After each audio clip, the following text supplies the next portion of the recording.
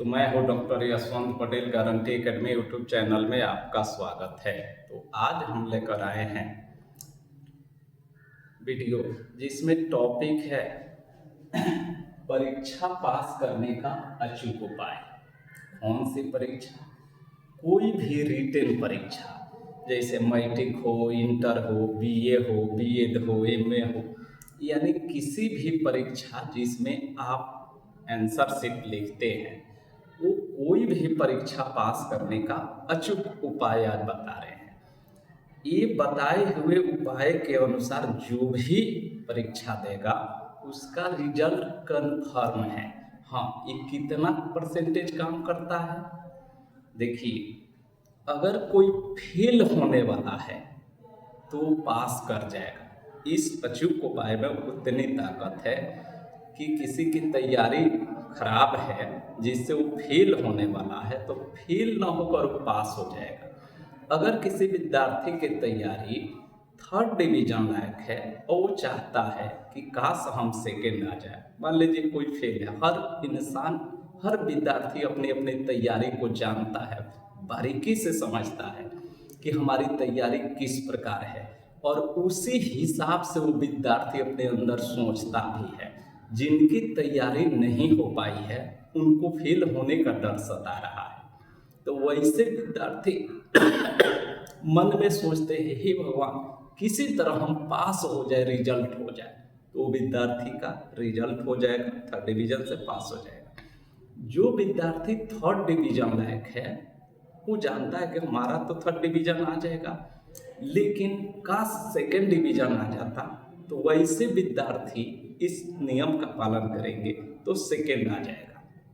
यदि कोई विद्यार्थी 2nd लायक है लेकिन 1st की ख्वाहिश रखता है, काश हमारा 1st आ जाता, 2nd तो आ ही जाएंगे लेकिन 1st आ जाता, तो वैसे विद्यार्थी इस नियम का पालन करेंगे तो 1st आ जाएंगे। कोई विद्यार्थी 1st लायक तैयारी किया है और उसको टॉप की लालसा है, 1st वाला ही टॉप सोचता है, 3rd वाला विद्यार्थी टॉप की बात नहीं सोचता है। जो जैसा तैयारी करता है उसी हिसाब से आगे की बात सोचता है। तो जो विद्यार्थी 1st लायक तैयारी कर लिया है और वो सोचता है काश टॉपर आ जाते, तो वैसे विद्यार्थी इस नियम का पालन करेंगे तो टॉपर आ जाएंगे। बार बार हम बोल रहे थे टॉपर की बात, आप लोग पूछ रहे थे कि टॉपर कैसे आएंगे, तो आप अपने अपने तैयारी के हिसाब से, अब कोई फेलिंग और विद्यार्थी टॉपर हो जाएगा, 3rd डिवीजन टॉपर नहीं होगा। बस मेरा ये फॉर्मूला काम करता है, एक सीढ़ी आपको आगे टपा देता है। फेल वाले को 3rd में, 3rd वाले को 2nd में, 2nd वाले को 1st में, 1st वाले को टॉप में। ये हर विद्यार्थी के लिए जरूरी है, और ये जितनी बात है 101% ये सच्चाई पर आधारित होती है। इसमें किसी प्रकार की, हाँ, मेरा वीडियो जो भी एग्जामिनर लोग हैं वो भी देख रहे होंगे, वो अपने मन में तो विचार करेंगे कि हाँ, ये जो भी बातें हैं किसी भी रिजल्ट के लिए काफ़ी खास नेसेसरी चीज़ें हैं। हाँ, ये भी आपको बता दें कि बहुत विद्यार्थी का स्कोर कम होता है, डिवीज़न कम आता है, तो इसका मतलब कि वो तैयारी उसकी ही अच्छी नहीं हुई है। यही बात नहीं है कि जानकारी के अभाव में विद्यार्थी का स्कोर घट गया है। कुछ टेक्निक होता है, उस टेक्निक के अभाव में विद्यार्थी फिसल जाता है, टॉप न आकर फर्स्ट न आकर 2nd रह जाता है। आपको खुद समझ में आ जाएगा जब ये बताएंगे तो ये पॉइंट वाइज है हमारा। ये कोई जादू टोना वगैरह नहीं है, कोई ताबीज भी नहीं है, ये कुछ रूल है जो हर परीक्षा में जरूरी माना जाता है। तो 20 से 21 रूल हैं, ये प्रत्येक रूल को अच्छे से बारीक से सावधानी से सुनिए, समझिए। एक बार में आपको क्लियर ना हो तो बार बार वीडियो को 2-3 बार आप देखिए, देख करके या दिमाग में कंठस्थ बैठा लीजिए और उसके बाद परीक्षा दीजिए। हाँ, इतना श्योर कर देते हैं कि जो विद्यार्थी कुछ नहीं जानता होगा, अंत में हम बताएंगे, वो भी विद्यार्थी इसको देखेगा तो फेल कभी नहीं हो सकता है। तो चलें हम लोग बात करें, कुछ नियमों का ये संग्रह है। सबसे पहले इसमें पहला नियम है कि अपने सबसे पहले अपने अपने आराध्य देव का मनः स्मरण कर ले। इसका मतलब अपने आराध्य देव का मनः स्मरण कर ले। ये नियम है, ये विज्ञान साइंस पर आधारित नियम है, इसका अर्थ समझिए। आप परीक्षा भवन में जाते हैं तो घर से ही पूजा पाठ स्नान ध्यान करके देवी देवता को पूजते, जो भी रास्ते में मिलते हैं सलाम प्रणाम करते ही निकलते हैं। परीक्षा में जब जाते हैं, परीक्षा हॉल में जब बैठ जाते हैं, तो वहाँ पर जा कर के आप मान लीजिए अभी बैठ गए हैं, आधा घंटा पहले ही बुला लिया जाता है सीट पर, और एक दूसरे विद्यार्थी से बातें गपशप करने लगते, वो नहीं करना है। आप अपने सीट पर जब बैठ गए तो चुपचाप बैठ करके मन को मार करके, आंखें बंद हो, हल्का खुला हो, जैसे हो, मन मार करके अपने सीट पर बैठे। क्यों? इसमें साइंस छुपा है। माइंड जो है ना, मन में दो को मन होता है, एक चेतन मन और एक अचेतन मन। जितना भी याद किए हैं ना वर्ष भर से, वो सारा आपके अचेतन मन में रहता है। चेतन मन में सारी ज्ञाने नहीं रहती है, तो चेतन मन में तत्काल की बातें याद रहती है, और अचेतन मन में पहले की भूत की बातें रहती है। आपको जब भी अचेतन मन से ज्ञान चेतन मन में आता है, तो उसके लिए मस्तिष्क को आराम विराम चाहिए। जब आप अस्थिर, याद करिए कि जब भी बेचैनी में कोई सामान भुलाया और खोजेंगे तो कभी नहीं मिलेगा, लेकिन जब अस्थिर से आप बैठ जाते हैं तो वो बातें, बरसों पुरानी बातें भी आपको याद आ जाती है। वही काम, वही साइंस तो यहाँ छुपा है। आप अपने परीक्षा हॉल में जब बैठ गए तो वहाँ चुपचाप किसी से बातें गपशप मत करिए। गपशप करेंगे तो जानते हैं क्या होगा? वो तत्काल जो बात गपशप हुआ है ना, वो चेतन मन में सामने है।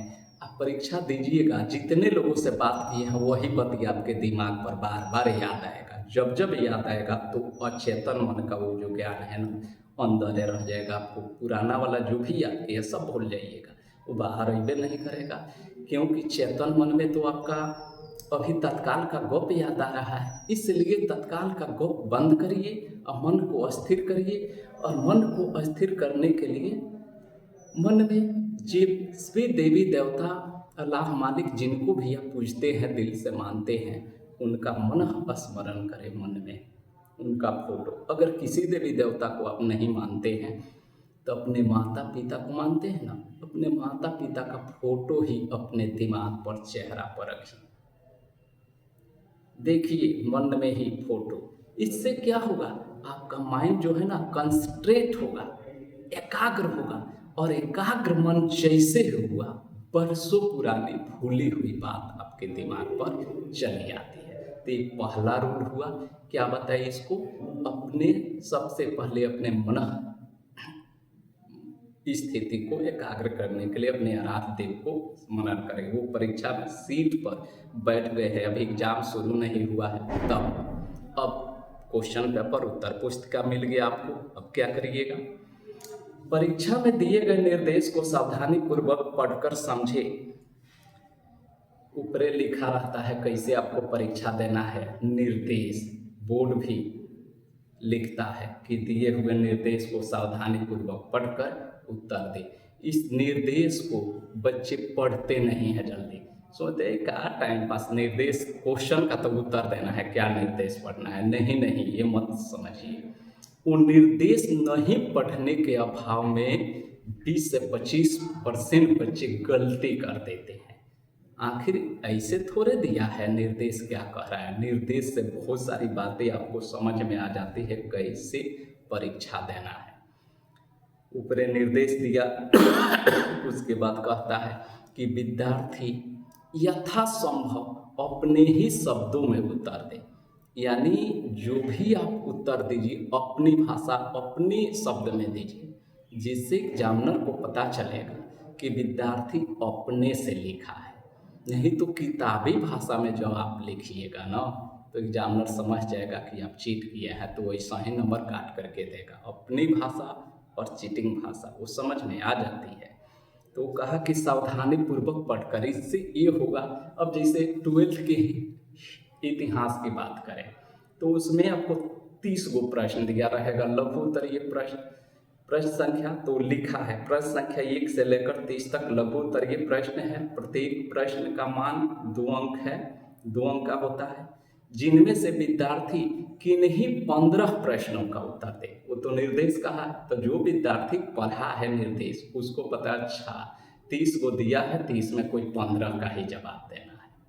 अगर कोई निर्देश न पढ़ा तो चुपचाप जितना याद है 20 को याद है तो 20 को लिख दिया, तो 15 ही का जांच होगा। और उसके बाद 5 वो एक्स्ट्रा लिख दी, उसका जांच नहीं होगा। नतीजा एक्स्ट्रा जब लिख दिए तो पता चला कहीं ना कहीं लॉन्ग क्वेश्चन छूट जाएगा। 31 से लेकर 38 तक होता है लॉन्ग क्वेश्चन, वो आपका छूटेगा ही छूटेगा। तो बाद में पछता जा लिखना था 15 को लिख दिया हम भूल से 20 को, अब पछता कर क्या करिए, अब पछताने से क्या फायदा जब चिड़िया चुग गई खेत। इसीलिए न कहा गया कि निर्देश को आप सही से पढ़िए। तीसरा कहा परीक्षा में दिए हुए निर्देशानुसार शुरू से लेकर अंत तक प्रत्येक प्रश्नों का, परीक्षा में जो भी निर्देश दिया है जिस भी प्रश्न में, तो शुरू से लेकर के बोर्ड का निर्देश जो है उस अनुसार शुरू से लेकर अंत तक प्रत्येक प्रश्नों का उत्तर दे, कर्मानुसार दे। अंत तक प्रत्येक प्रश्न, थोड़ी देर के लिए आप सोच सकते हैं कि याद होगा तो हम न देंगे, अरे हम अंत में बता देंगे, आपको सारा याद हो जाएगा। एक भी याद नहीं है तब भी आप जवाब दे सकते हैं, धैर्य बनाए रखिए, अंत में भेद खुल जाएगा कि एक भी याद नहीं है तो सब तब भी आप परीक्षा दे देंगे। तो क्या कहा कि दिए हुए निर्देश के अनुसार शुरू से लेकर अंत तक लिखें। इसका मतलब ये हुआ कि मान लीजिए 20 को क्वेश्चन अगर हिस्ट्री पर समझाते, 12th का हिस्ट्री हो, दिया है 1 से लेकर 38 तक, 1 से 30 तक दिया है। लघु उत्तरीय 15 को का जवाब देना है, 31 से लेकर 38 तक। दीर्घ उत्तरीय उसमें से किन्हीं 4 प्रश्न का जवाब देना है।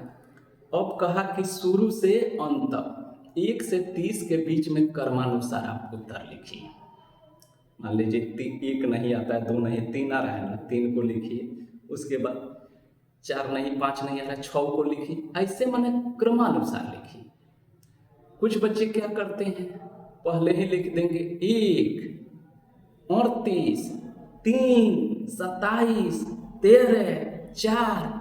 इससे ये पता चलता है, एग्जामिनर समझ जाएगा कि आपको यदि सारा क्वेश्चन आता था, सब लिखे हैं, तो फिर ऐसे हचपच आगे पीछे क्यों किए हैं? इसका मतलब कि आपको याद नहीं था। जब क्वेश्चन मान लीजिए 1 लिखने की जगह आप 37 लिखे हैं, इसका मतलब 1 नहीं आता था, 1 से 36 के बीच में आपको नहीं आता था। 37 का चीट आपको मिल गया कहीं से, या बगल वाले लिखे उससे आप नकल की, फिर 13 लिख रहे हैं, फिर 27। यानी जब जब आपको कहीं से न कहीं से हिंट्स चीट मिला तो अब उससे आप नकल की, इससे यही साबित होता है। तो अगर आपको याद है तो लगातार शुरू से लेकर अंत तक जितने प्रश्न का जवाब देना है सबका उत्तर दीजिए। ये हुआ कर्मानुसार। तीसरा पॉइंट ये था, चौथा था प्रत्येक प्रश्न का जवाब कर्मानुसार देने की। हाँ, वही बात आ गई तीसरे चौथे में, प्रत्येक प्रश्न का जवाब दीजिए क्रम के अनुसार दीजिए, शुरू से लेकर अंत तक। पांचवा कहा आवश्यकता अनुसार पैराग्राफ चेंज या अंडरलाइन का प्रयोग करें। आवश्यकता के हिसाब से अपने उत्तर राइटिंग में पैराग्राफ जहाँ प्रयोग करने की ज़रूरत है पैराग्राफ का चेंज करिए। अंडरलाइन जब मेन फोकस को मैंने पॉइंट को फोकस करने के लिए, टीचर का एग्जामिनर का ध्यान आकर्षित करने के लिए वैसे प्रश्न शब्द पर टॉपिक पर अंडरलाइन करते हैं कि टीचर का एग्जामिनर का यहाँ पर ध्यान आवे, आपको लगे कि हाँ हमारा उत्तर राइटिंग बहुत अच्छा है, काश टीचर इसको पढ़ता। तो आप पैराग्राफ का प्रयोग करिए, चेंज करिए, अंडरलाइन करिए। इस प्रकार बोल्ड तरीके से लिखिए। और यदि आपका कुछ लिख रहे हैं, ऐसा कुछ आपके लिखावट में दम नहीं है तो देख लीजिए, तो कोई बात नहीं। छठा कहा अधिकतर प्रश्नों का जवाब पॉइंट बनाकर लिखें। अधिकतर प्रश्न मतलब जितने मैक्सिमम प्रश्न हैं उसका अगर पॉइंट वाइज जवाब देते हैं तो आपको बेहतर नंबर मिलता है। जैसे आप एक क्वेश्चन बता रहे हैं, क्वेश्चन कहा कि भारत में नदी प्रदूषण के प्रमुख कारणों को लिखें, तो ये पॉइंट बनाकर इसको लिख सकते हैं। भारत में नदी प्रदूषण के प्रमुख कारण निम्नलिखित है, और उसके बाद 1 2 3 रोमन में पॉइंट दे दीजिए। इसी को आप निबंध जैसा भाषा में लिख दीजिएगा, कहानी बनाकर लिख दीजिए। नदी प्रदूषण का कारण है, चाहे नदी प्रदूषण पर रोकथाम का उपाय, या बढ़ती हुई जनसंख्या का कारण, या जनसंख्या पर नियंत्रण का उपाय, ये सारा पॉइंटेड क्वेश्चन है। पॉइंट बनाकर उत्तर लिखेंगे। अगर पॉइंट की जगह आप कहानी जैसा इसको बना देंगे तो कोई उस पर नंबर नहीं मिलेगा। कौन उतना फुर्सत रखता है एग्जामिनर कहानी आपका पढ़ने का। पॉइंट बनाने से ये होता है कि एग्जामिनर बहुत जल्द ही आपके उत्तर की क्वालिटी को समझ जाते हैं, अच्छा नंबर मिल जाता है। तो जितना पॉइंटेड क्वेश्चन है उसको पॉइंट बनाकर लिखिएगा तो अच्छा नंबर मिलेगा। अब बिना पॉइंट कहानी बना दीजिएगा, कम नंबर मिलेगा। अगला 7वां पॉइंट है, पॉइंट बनाने के लिए रोमन अंक का प्रयोग करें। ध्यान रखिए, कुछ बच्चे यहाँ गलती करते हैं। अगर पॉइंट बना रहे हैं ना तो रोमन अंक का प्रयोग करें। यहाँ बच्चे गलती क्या करते हैं, मान लीजिए 10 गो क्वेश्चन लिखे हैं पॉइंट बनाकर। अब वही हमने कहा ना कि जैसे भारत में नदी प्रदूषण का प्रमुख कारण 5वां क्वेश्चन है और विद्यार्थी लिखा है, तो 1 2 करके वो तो लिख दिया है, तो लिखना होगा ना कि भारत में नदी प्रदूषण का प्रमुख कारण निम्नलिखित है। तो पहला पॉइंट ऐसे दीजिए, रोमन में 1 2 3 4 5, सब में पॉइंट बताइए अपना। उसके बाद देख लीजिए लॉन्ग क्वेश्चन है तो पॉइंट पहले 5 को 6 को जितना बन रहा है उतना दिखा दीजिए, और उसके बाद फिर अलग एक वही पॉइंट को लिखिए, उस पॉइंट का एक्सप्लेन करिए। लॉन्ग क्वेश्चन है तो एग्जामिनर ये पॉइंट देखकर ही आपको बेटर नंबर देते हैं। गलती कहाँ बच्चे करते हैं कि इस पॉइंट को हिंदी में, मान लीजिए क्वेश्चन नंबर 5 था ये, अब बच्चा पॉइंट बनाया कि भारत में नदी प्रदूषण का प्रमुख कारण निम्न है, ऐसे बना रहा है 1 2 3 4 5, और सब में ऐसे बना रहे। एग्जामिनर कंफ्यूज हो गए, 5 नंबर क्वेश्चन, यहाँ भी 5 यहाँ भी 5, कंफ्यूज होगा तो कहीं कहीं आपको काट देगा। तो पॉइंट का ये रूल नहीं है। पॉइंट जब भी बनाइए तो रोमन में बनाइए, या ABCD लिख दीजिए, या क ख ग घ लिख दीजिए, ऐसे भी लिख सकते हैं ABCD, या क ख ग घ, या 1 2 3 4, कैसा हो लिख दीजिए, ऐसे ABCD में दीजिए, क ख ग घ दीजिए, 1 2 3 4 रोमन में दीजिए, लेकिन ऐसे 1 2 3 4 5 ऐसे न दीजिए, ये ध्यान रखिए। अब आइए 8वां, बीच बीच में अपने राइटिंग का ख्याल रखें। बच्चे इतने व्यस्त हो जाते हैं लिखने में कि उनके राइटिंग की प्रवाह भी छूट जाती है। अधिकतर, सबको नहीं बोले हैं, 80% बच्चे इतने फास्ट लिखते हैं कि राइटिंग कहाँ जा रहा है उनको पता नहीं है। लेकिन ध्यान रखिए, राइटिंग बहुत ही मायने रखता है। जिन विद्यार्थी की राइटिंग बेटर, सुंदर होती है, उनको देखिएगा अधिकतर नंबर अधिक मिलता है। अधिकांश जगहों पर बेटर राइटिंग वालों को बेटर नंबर मिलता है। इसलिए इतने मशगूल मत हो जाइए उत्तर लिखने में कि आपका राइटिंग कहाँ जा रहा है, ये भी ख्याल भूल जाए। बीच बीच में अपने पेजवा को एक आध बार निहार लीजिए कि 2 सेकंड लगेगा कि राइटिंग कैसा है। अगर दिख रहा है कि कुछ डाउन जा रहा है तो अभी से भी तो सुधार लीजिए। ये न हो कि पूरा आपका राइट क्वेश्चन लिख दिए, राइटिंग पूरा पेज भर गया, तब देख रहे हैं राइटिंग, तो मैं राइटिंग तो गोबर दिख रहा है, तो अब देख कर क्या करिएगा। बीच में देखे होते तो सुधार हो जाता है। इसलिए बीच बीच में अपने राइटिंग का भी ख्याल करते रहे। अगला पॉइंट कहा, मन का चिंता डर भय को समाप्त कर दें। ये बड़ी समस्या है बोर्ड एग्जाम या किसी भी एग्जाम और किसी भी स्टूडेंट के साथ में। बच्चे अंदर से होपलेस होते हैं। अधिकांशतः 95% जो बच्चे होपलेस होते हैं, उन होपलेस का मूल कारण होता है तैयारी का अच्छा से न होना। तो जिन विद्यार्थी की तैयारी अच्छा से नहीं होता है वो ज़्यादा होपलेस होते हैं। होपलेस यानी अंदर डर और भय बना रहता है, पता नहीं क्या होगा क्या नहीं होगा। जो 5% बच्चे हैं वो होपलेस बहुत कम होते हैं, लेकिन उनके अंदर भी थोड़ा सा आंशिक रूप में होता है कि पता नहीं जो तैयारी करके जा रहे हैं वो क्वेश्चन आएगा कि नहीं आएगा, क्या होगा। उनके अंदर भी जब आप होपलेस होंगे, अंदर डर बना रहेगा ना, तो आपको नुकसान होगा। क्या होगा? जब अंदर भय होता है ना, भय डर, तो ये जो दिल की धड़कन है ना थोड़ा बढ़ जाती है, जंपिंग करने लगती है। तो जब जंपिंग करेगा ना, तो ये जो हाथ हैंड राइटिंग लिखते हैं ना, ऐसे करेगा, ऐसे करेगा। तो हाथों आप समझ लीजिए कि घर पर लिखते हैं इत्मीनान से, तो कैसा राइटिंग होता है। और जब ऐसे डर कर लिखने लगे, हाथ कांपने लगे, तब आपका राइटिंग कैसे होगा। अब उस स्थिति में राइटिंग जब खराब होगा तो नंबर कैसे मिलेगा, आप सोच सकते हैं। तो कहाँ जड़ है? मन में डर नहीं आने दे। तो फिर आप सोच सकते हैं कि सर डर तो आ ही जाता है, कितना हो चाहते हैं लेकिन डर ना आवे, लेकिन आ ही जाता है, फिर क्या करें। फिर ये सोच ले, वही है वही जो राम रचि राखा। जो राम, जो ईश्वर रचे होंगे ना, वही होगा। इसलिए चिंता करके आप अपने डर और भय को बढ़ा सकते हैं। चिंता बिल्कुल न करिए, जो होना है वही होगा। आप सिर्फ कर्म कर सकते हैं।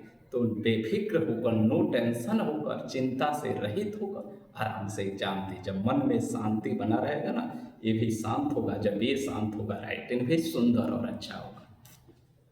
आगे, भूल कर भी प्रश्न संख्या देना ना भूलें। हमारे संपर्क में तो बहुत सारे बच्चे हैं, सबका हम फाइनल टेस्ट लेते हैं। आप सुनकर मेरे शब्द को ये सोच सकते हैं कि ना हमसे ऐसा नहीं होगा, लेकिन ये मानिए अधिकतर तेज बच्चों के साथ ऐसा होता है। मेरा 13-14 वर्षों का अनुभव यही रहा है कि जितने तेज बच्चे होते हैं उनके साथ तो ज़्यादा समस्या आती है। आप अब भी कॉपी प्रश्न का उत्तर तो दे देते हैं, एग्जाम देकर चले आते हैं, आप थोड़े देख पाते हैं कि आप कितना क्वेश्चन नंबर छोड़े हैं। जब घर पर एग्जाम लिया जाता है ना आपका, तब जांच किया जाता है कॉपी, तो दिखाया जाता है कि आप कितना, अगर 20 गो क्वेश्चन लिखना है तो कुछ बच्चे 2 गो, कोई 3 गो, कोई 4 गो क्वेश्चन का उत्तर लिखा है, लेकिन क्वेश्चन नंबर देना भूल गया है। आप बताइए कि क्वेश्चन का उत्तर लिखने में कम से कम अगर 2 नंबर का भी है तो 5 नंबर का टाइम लगा होगा। तो 5 नंबर आपने उत्तर लिखने में लगा दिया, लेकिन 1-2 सेकंड में क्वेश्चन नंबर दे देते, इसके लिए आपको फुर्सत नहीं था। तो सबसे पहले तो उत्तर लिखने का तरीका है जो भी है प्रश्नोत्तर। अब कितना नंबर है, 1 2 3 4 5 जो भी है वो डालिए। तो बचवा उत्तर अब ये नहीं लिखा, छोड़ दिया और उत्तर लिखना शुरू किया। कई बच्चों को हमने देखा है, कभी उनका जांच किया है, पता चलता है उत्तर तो है, हिंदी में निबंध है, निबंध 8 नंबर का होता है, निबंध लिख दिया 4 नंबर 5 नंबर का, अब पता चला कि क्वेश्चन नंबर छोड़ दिया, काट दिया जाता है। जिस उत्तर पर क्वेश्चन नंबर अगर नहीं होगा तो उत्तर और जांच नहीं होगा। आप ध्यान रखिए, एग्जामिनर को एक सीट भरना पड़ता है, ये बताना पड़ता है कि आपने किस क्वेश्चन पर कितना नंबर दिया है। तो यदि आप क्वेश्चन नंबर नहीं दिए हैं तो एग्जामिनर क्या भरेंगे। अगर जांच कर देते हैं, उस पर कुछ नंबर ही दे देते हैं, तो फिर वो दिखाएंगे कहाँ। इसलिए वो उसका उत्तर जांच करने की तो बात तो जांचें नहीं करेंगे, क्रॉस कर देंगे, जांच नहीं होगा। इसलिए आप उत्तर जब लिख रहे हैं तो सबसे पहले प्रश्नोत्तर संख्या लिखिए, उसको देना मत भूलिए। अब अधिकतर बच्चे ऐसा गलती करते हैं। 11 नंबर क्वेश्चन है, अपने उत्तर पुस्तिका में अब शब्द का प्रयोग न करें। मजे की बात है, बच्चा, मूर्ख बच्चा ऐसा करता है, लेकिन अपने आप को कभी वो मूर्ख नहीं समझता है। वो अपने आप को बहुत होशियार समझता है कि मैं तो बहुत होशियार हूँ। ऐसे शब्द लिख देंगे कि एग्जामिनर को नंबर देना ही पड़ेगा। वो अपने दिल दिमाग में यही सोचता है, तभी ना ऐसा लिखता है। लेकिन वो नहीं जानता है कि कितना वो मूर्ख है। ऐसा हम नहीं बोल रहे हैं, इसलिए बोल रहे हैं कि देखा गया है, बोर्ड परीक्षाओं में देखा गया है। एग्जामिनर जब कॉपी जांच करते हैं तो बहुत तेरे अजूबे अजूबे शब्द का प्रयोग मिलता है। एग्जाम्पल में बता दे रहे हैं, एक विद्यार्थी लिखा था बोर्ड परीक्षा में कि भगवान न करे काली मुर्गी उजली हो जाए और जो मेरे कॉपी में नंबर नहीं देगा उसके हाथ पांव में खुजली हो जाए। ये बताइए तो, मैंने ऐसा शब्द का प्रयोग कर रहा है, समझ रहा है कि एग्जामिनर खुजली के डर से हमको नंबर दे देंगे। एग्जामिनर मूर्ख है कि आपके कह देने से कि खुजली हो जाएगा तो उनको खुजली हो जाएगा, लेकिन आपका खुजली उपटा देंगे। यदि आपको नंबर आने वाला है ना, तो वो नंबर को भी काट करके नीचे ला देंगे। 50 नंबर को 30 में बदल देंगे, 30 को फेल में बदल देंगे। एग्जामिनर के पास पूरा पावर होता है। तो इसलिए इसे भूल कर न करें। एक और बता दें, एक और कहने में भी थोड़े हमें शर्मिंदगी हो रही है, लेकिन बोर्ड परीक्षा का एक कॉपी की बात, एक एग्जामिनर संस्कृत का कॉपी जांच रहे थे। ओल्ड एज में थे बेचारे, उन्हें रिटायरमेंट के कगार पर, और उनके कॉपी में लिखा था विद्यार्थी कि यदि आप नंबर दे दीजिएगा, हमको पास करा दीजिएगा, अच्छा नंबर दे दीजिएगा तो हम आपके साला, और यदि फेल कराइएगा, कम नंबर दीजिएगा तो आप मेरे साला। एग्जामिनर साहब पढ़ करके अन्य लोगों से ऐसे अजूबे अजूबे बातें जो भी एग्जामिनर होते एक दूसरे को शेयर करते हैं। देखिए तो क्या एग्जामिनर साहब ने किया, ऐसी लफ्ज में अच्छा ससुरू आज हम ही तहार साला बने, लेकिन आज तहार काम तमाम करें। तो वही हुआ, 34 नंबर उसको आ रहा था और 34 को 4 नंबर में बदल दिए। बताइए, एक शब्द काल बन गया ना उस विद्यार्थी के लिए। वो ये समझ रहा था कि हमको नंबर मिल जाएगा, ऐसे शब्द का प्रयोग करेंगे तो नुकसान किया कि नहीं। 34 नंबर था, पास लायक नंबर था, लेकिन अब 34 का 4 रह गया और 3 को 0 बनाकर फेल करा दिए।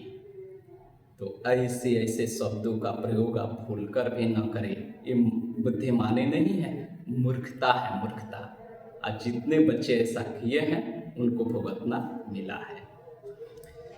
आइए, लघु उत्तरीय प्रश्नों का जवाब कम शब्दों में, दीर्घ उत्तरीय का जवाब अधिक शब्दों में। ऐसा भी मिलता है कि लघु का मतलब कम शब्द में लिखना है, दीर्घ का मतलब अधिक शब्द में लिखना है।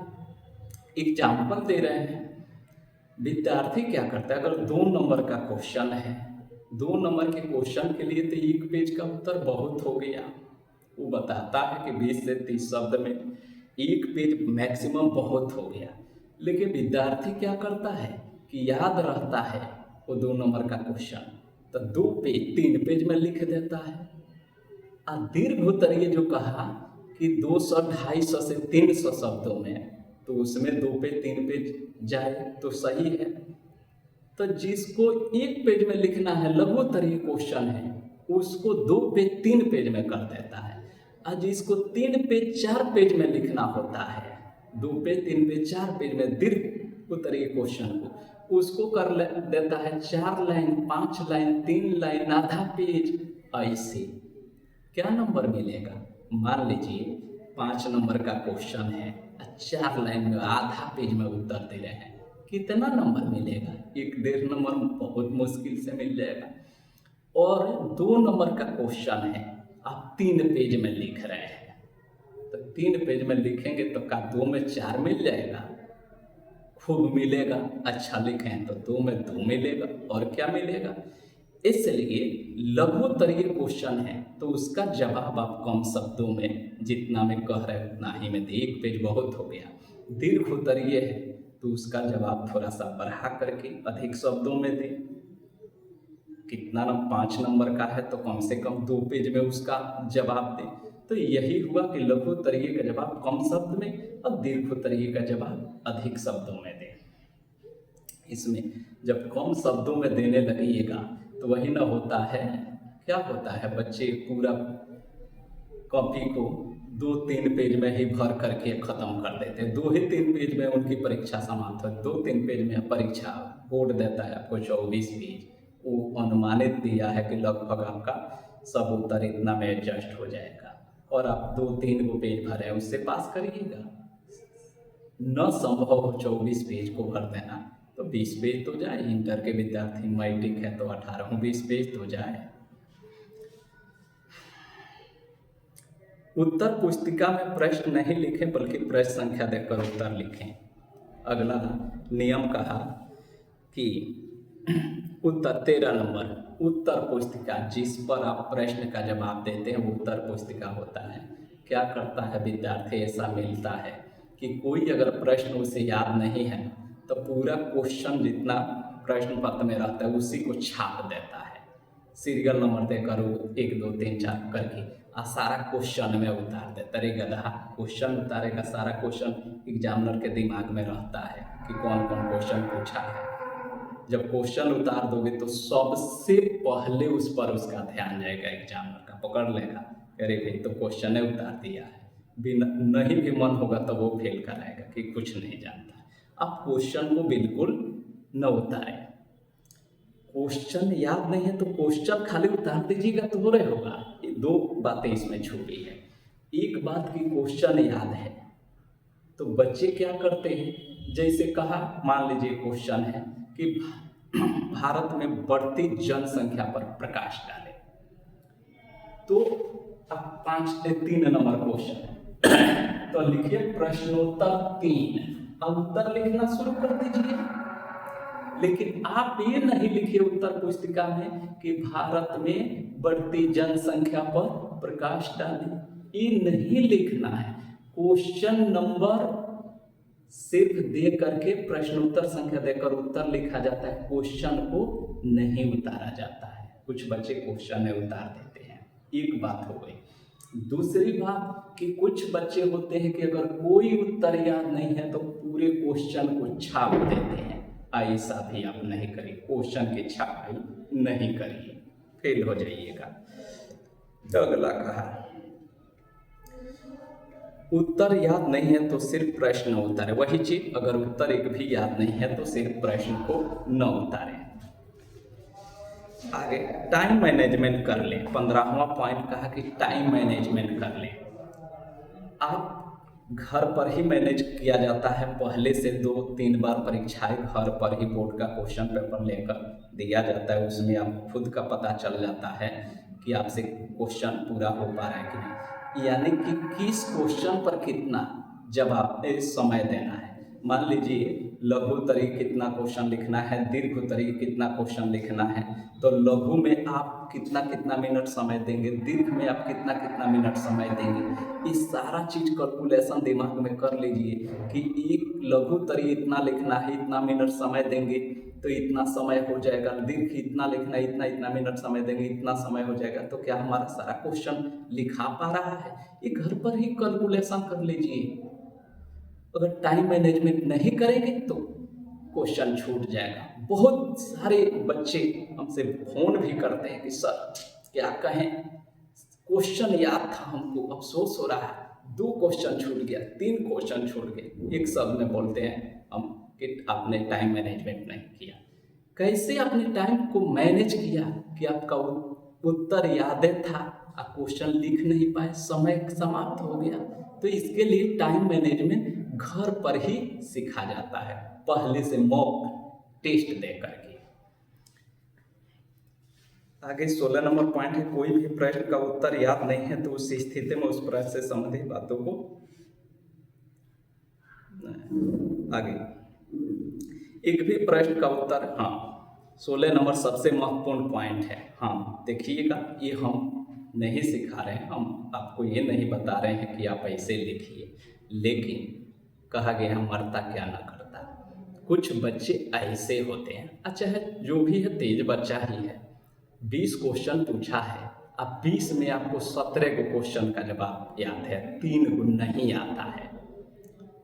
30 को पूछा है, आप 25 को जानते हैं, 5 को नहीं आता है। चाहे कुछ विद्यार्थी ऐसे हैं कि जितना पूछा है उसमें एक भी नहीं आता है।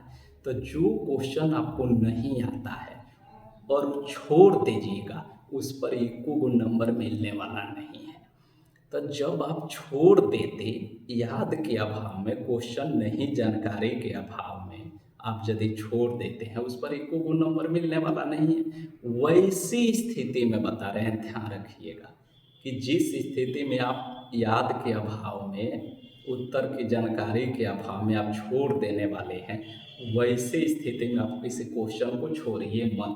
क्या करिए, उस क्वेश्चन से संबंधित जो क्वेश्चन है, सब बात याद नहीं है तो क्वेश्चन से संबंधित, उस क्वेश्चन से रिलेटेड बातों को लिखते हुए लपेट करके लिख दीजिए। होशियार का इशारा काफ़ी, समझदार बच्चे समझ जाएंगे कि लपेटना क्या होता है। याद नहीं है उसको लपेट दीजिए, कुछ न कुछ उस प्रश्न से संबंधित बातों को जरूर लिखकर कॉपी को भर दीजिए। जब छोड़ देते तो एक को पॉइंट नहीं मिलता, लेकिन छोड़िएगा नहीं, बातों को लपेट करके उसमें कुछ न कुछ लिख दीजिएगा ना, तो कुछ न कुछ नंबर कट कुट कर भी कुछ न कुछ मिल ही जाएगा। जैसे एग्जाम्पल में अगर 30 गो क्वेश्चन हो, अब विद्यार्थी को एक को क्वेश्चन याद नहीं है, तो वैसी स्थिति में वो छोड़ देता, एक भी नहीं क्वेश्चन लिखता, फेल हो जाता। उस स्थिति में अगर 30 को लपेट करके लिख देगा, कट कुट करके अगर 2 नंबर 3 नंबर का है, कट कुट करके एक को नंबर आता है, तो 30 क्वेश्चन में 30 नंबर हो गया ना जी। लपेट कर भी ले लिया तो फेल तो नहीं हुआ, पास हो गया। तेजे बच्चा है, 30 में 27 को जानता है, 3 को नहीं जानता है, छोड़ने वाला था। वैसे स्थिति में 3 छोड़ेगा क्यों, 3 को भी लिखेगा, लपेट करके उससे रिलेटेड बातों को लेकर कुछ ना कुछ लिख दे। कुछ ना कुछ लिख देने पर कुछ ना कुछ नंबर मिल ही जाएगा, इसलिए लपेट कर लिखना जाने, यदि क्वेश्चन का उत्तर याद नहीं है तो। अब आइए 17 नंबर, एक भी प्रश्न का उत्तर खाली न छोड़ें। वही बात हो गया कि इको वो प्रश्न आपको छोड़ना नहीं है, शुरू से अंत तक सारे प्रश्नों का जवाब देना है। याद है तो, और नहीं याद है तो, हर हाल में नहीं याद है तो क्या करेंगे, अभी बताएं ना, लपेट कर लिखेंगे, लेकिन छोड़ेंगे नहीं। सबसे महत्वपूर्ण चीज़ें, अपना रोल नंबर अटेंडेंस का ख्याल रखें। कहीं कहीं रोल नंबर भरना होता है, अटेंडेंस बनाना होता है, इन चीज़ों को न भूलें। रोल नंबर वही आपके रिजल्ट का दर्पण है, रोल नंबर भरना है, रोल नंबर ही ना भरें तब तो आपका रिजल्ट नहीं होगा। उत्तर कम लिखेंगे तो फेल पास दिखाता है, और OMR शीट हो ठीक से भरें, रोल नंबर जहाँ लिखना है वहाँ ठीक से लिखें। अगर रोल नंबर गलत लिख दिए, ठीक से नहीं लिखें तो रिजल्ट नहीं शो करेगा। रिजल्ट के टाइम में कुछ बच्चे मिल जाते हैं, कहते हैं इसका ये रिजल्ट हुआ, इसका ये रिजल्ट, मेरा रिजल्ट में नहीं शो कर रहा है। क्यों? इसलिए कि आपने ठीक से OMR शीट कही, यह रोल नंबर जो भी जहाँ भरना था आपने ठीक से नहीं भरा, इसलिए आपका रिजल्ट बीच में फंस गया है, पेंडिंग हो गया है। तो अपने रोल नंबर अटेंडेंस वगैरह ठीक से देख लें। फिर कहा 19 नंबर पॉइंट, परीक्षा समाप्ति के 5 मिनट पहले अपने उत्तर का निरीक्षण कर लें। जैसे परीक्षा समाप्त होने वाला है, टाइम देखें कि 5 मिनट अभी बचा है, तो वैसी स्थिति में रुक जाइए। आप पूरे अपने कॉपी को जितना उत्तर पुस्तिका में लिखें, एक बार निहार लीजिए पलट पलट करके कि कहीं किसी क्वेश्चन पर पृष्ठ संख्या देना तो नहीं छूट गया है, कहीं कुछ मिसिंग दिक्कत तो नहीं है, रोल नंबर अटेंडेंस वो ठीक ठाक जहाँ भरना था भराया है। ये सारी चीज़ को आप स्वयं चेक कर लें। आप चेक कर लेंगे तो समय बचा, अभी सुधार सकते हैं, और वैसा ही छोड़ देंगे तो आपको नुकसान भुगतना पड़ेगा। इसलिए 5 मिनट जो बचा है ना, कोशिश करिए 5 मिनट पहले और क्वेश्चन हो जाए। अगर नहीं भी हुआ है तो ये ना कि लास्ट क्वेश्चन थोड़ा सा कम में लिखेंगे, लेकिन ये चेक कर लेंगे तो बहुत सारी गलतियों से बच जाएंगे, जिससे आपको बेनिफिट होगा। 20 नंबर पॉइंट का एक्सपेल्ड से बचे, इसके लिए अपने आसपास ध्यान रखें, बहुत बड़ा पॉइंट है। एक्सपेल्ड से बचे यानी अक्सर होता है बच्चे जो होशियार बच्चे होते हैं ना, चिट फिट रखे रहते हैं। आप भले ही निर्दोष है, आप चिट नहीं रखते हैं, इसका मतलब कि दूसरे रोड पर चलते हैं, आप ठीक बाइक चलाते हैं, ठीक साइकिल, इसका मतलब ये नहीं ना कि एक्सीडेंट नहीं होगा। आप ठीक चलाते हैं लेकिन दूसरा अगर ठीक नहीं चलाता है, पीछे से ठोक देगा, क्या होगा? एक्सीडेंट। ठीक वही परीक्षा में भी होता है। आप चिट नहीं लिए हैं लेकिन दूसरा कोई चिट लिया है, जैसे कोई जांच चेकिंग आता है तो धीरे से अपने पास नहीं, अथवा को धीरे से हिलाएगा, आगे पीछे दाया बाया कहीं फेंक देगा, अपने पास नहीं रखेगा। आप तो जानते हैं हमारे पास चिट नहीं है, कोई आया जांच में बाहर निकल कर तब पाया अरे आपके पास तो फेंका हुआ था, आपको एक्सपेल कर देगा। इसके लिए अपने आगे पीछे दाएं बाएं हर तरफ देखते रहें।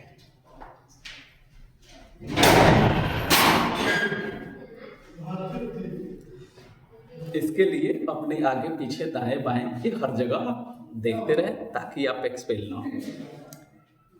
अब अंतिम ऑब्जेक्टिव प्रश्न, हाँ, अगर एक भी ऑब्जेक्टिव प्रश्न याद नहीं है तो आप उसका जवाब कैसे देंगे, इसके लिए कल नेक्स्ट वीडियो में हम बताएंगे कि तुक्का मारने का तरीका। आज के लिए इतना ही। यदि वीडियो अच्छा लगे तो वीडियो को लाइक शेयर और सब्सक्राइब करना न भूलें। आज के लिए इतना ही।